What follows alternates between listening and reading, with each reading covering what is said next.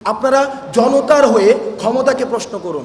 সরকার যেটি শুনতে চায় সেটি খবর নয়, সেটি সরকার যেটি শুনতে চায় সেটি যদি বারবার প্রচার করা হয় সেটি হচ্ছে প্রেস রিলিজ। বিনিময় মূল্য তারা হচ্ছে এইভাবে পাবে, অথবা বঙ্গভবনে ঢোকার একটি পাস কার্ড পাবে, অথবা সচিবালয়ের একটি পাস কার্ড পেয়ে যাবে। আমি গণমাধ্যমের সবাই না, কারণ সব গণমাধ্যমের যে ভূমিকাটি আমি বলছি, সচেতন করছি যে আপনাদের ভূমিকাটি অনেকের কোন জায়গায় ছিল।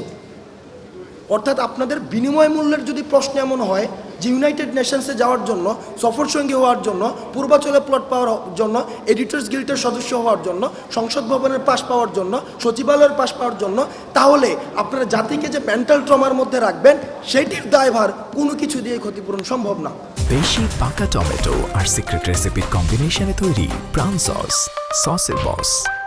সুতরাং গণমাধ্যমের প্রতি আমাদের আহ্বান থাকবে, আপনারা ক্ষমতাকে প্রশ্ন করতে শিখুন। আপনারা জনতার হয়ে ক্ষমতাকে প্রশ্ন করুন।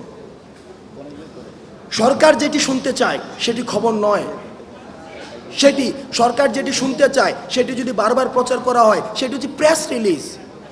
আর সরকার যেটি শুনতে চায় না সেটি যখন প্রকাশ করা হয়, ক্ষমতাকে যখন প্রশ্ন করা হয়, সেটি হচ্ছে সংবাদ।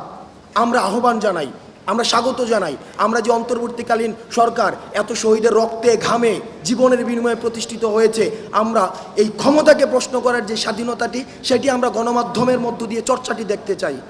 তাহলে আপনাদের গণমাধ্যমের যে একটি অংশ যে ঋণী করে দিয়ে গেছেন, তাদের যেই কিছু গিল্ট রয়েছে সেটির হচ্ছে দায়ভার কিছুটা হলে এড়ানো সম্ভব।